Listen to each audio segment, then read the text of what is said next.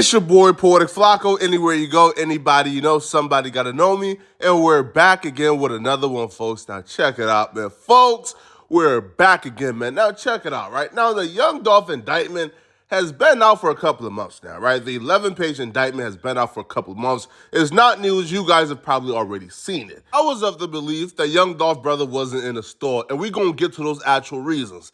However, due to the wordage in the indictment, folks is now thinking Young Dolph brother Marcus was actually in the store with him. That's due to the charges that came down in the indictment. Straight dropping Cornelius Smith is being charged with attempted murder on Young Dolph's brother Marcus. Now, again, it's not news, folks. We actually covered this indictment, I believe, on one of the earlier live streams of Young Dolph, right? So this is not news. But nonetheless, though, here's what I will say regarding this, though, right? We're going to address the two possible theories. One theory of Marcus being inside the store when it went down, and the second theory of Marcus being outside the store in another car, probably distracted, looked up too late, and by the time he sprung into action, it was already in a car driving off. Now, we're going to listen to Maurice and Raven pretty much give us, a short breakdown of exactly what took place and who was in the store at the time. And 2 strawberry cookies. So they was really for his mother. Dolph and another young man stood in the left corner of the store on their cell phones and never saw it coming. Maurice drove up to see his workers raising their heads from ducking bullets and the young man. He was just distraught. He was hysterical. He was punching on the window, and because I didn't know what was going on. I didn't know there was a body laying there, and I thought, matter of fact, I thought he had shot the place up himself. But the million-dollar question is, was that quote-unquote young man and the person that was banging on the glass were they the two person? Was that quote-unquote young man who was on his phone next to Dolph, was that Young Dolph brother Marcus? Was that the same man who we see in this grainy image here busting back with the Draco, right, as the perpetrators drive off? This video of the crime scene makes that question even more difficult to answer. He ain't cuffing him, though. I don't know. Because he won't leave. Stay. Why they handcuffing him, though? I don't know. Because he won't leave. Stay. Well, I hope you guys didn't miss it. When they asked why is he being arrested or detained, one of the witnesses stated he just pulled up. He just pulled up before letting off his shots Why at they him. handcuffing him, though? I don't know. Why they handcuffing him, though? I don't know. That's where the confusion comes in. I'm not saying Marcus was not in the store. I'm not saying Marcus was in the store. I'm just saying there's two different stories being told. The witnesses are saying that Marcus pulled up after Dolph and was letting off shots once he pulled up. There's folks who believe that the indictment tells an entirely different story. Folks are saying that because straight dropping Cornelius Smith is being charged with attempted premeditated murder, all right, on Marcus Thornton as well, that would mean that Marcus Thornton was standing right next to Dolph. Now, there's a couple pushback to that story. One of the pushback being, them folks is charging straight dropping Cornelius Smith with attempted murder on Marcus Thornton just because Marcus Thornton was standing right next to Dolph.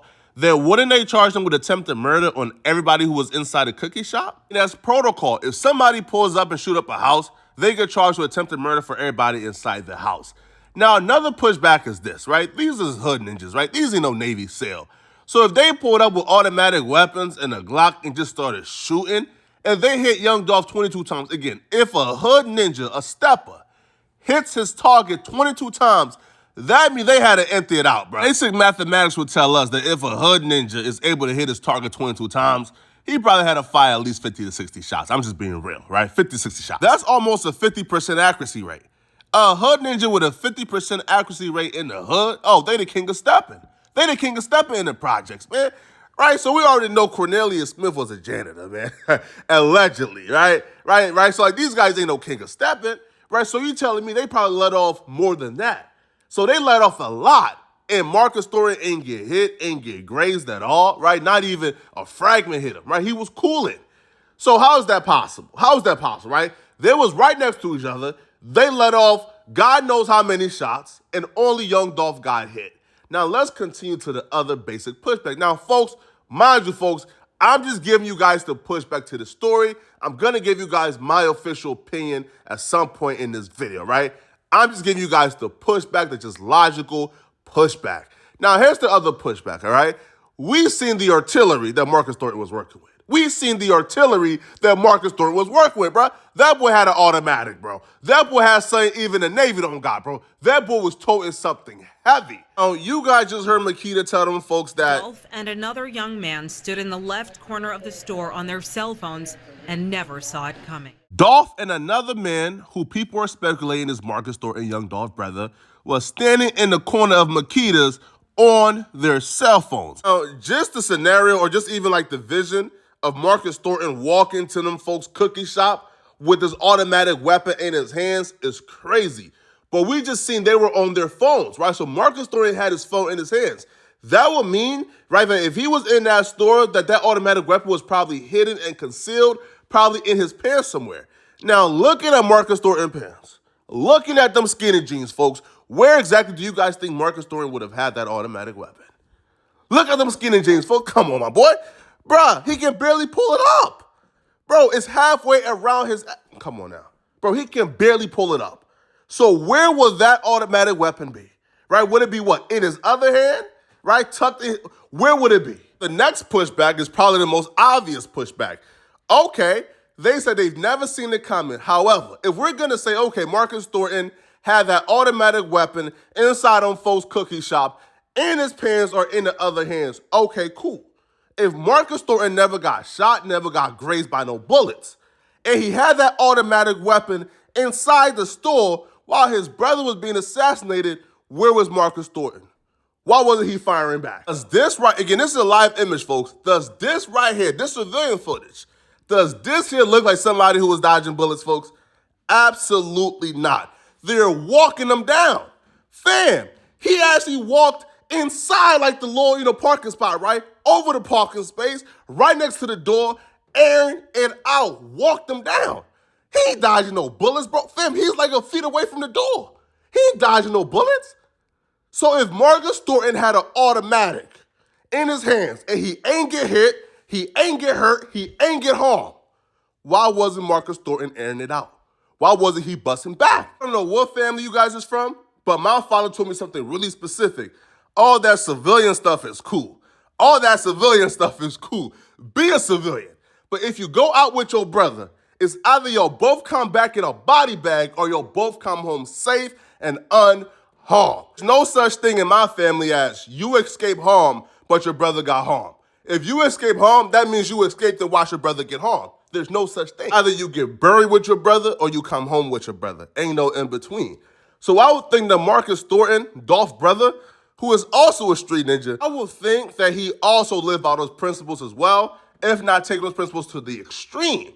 So I don't see Young Dolph's brother just sitting there watching his brother get harmed and assassinated while he got an automatic weapon in his hands and he's off to the side in safety, ducking and not busting back. I just don't see it. But hey, if you guys do, I could be wrong. Now, folks are saying that Dolph's brother left the store, went to his car, grabbed the weapon, and then started busting back once they was driving off. To me, that's impossible, right? As Raven and Maurice told us, it just happened way too quickly. Just way too quickly, bro. Them boys came, bust, walked them down, and then drove off. It just happened way too quickly. He wouldn't have enough time, right, to go to the car, grab the automatic, and then start busting back as they drive off. He just wouldn't have enough time for that. If Marcus Thornton was in the store, again, which is still a possibility, it's still a possibility. If he was in the store, the only possible explanation would be that Marcus Thornton ducked off to the side, watched his brother fight for his life, and then once them folks stopped shooting, he hopped out and tried to get some get back. That's about it, right?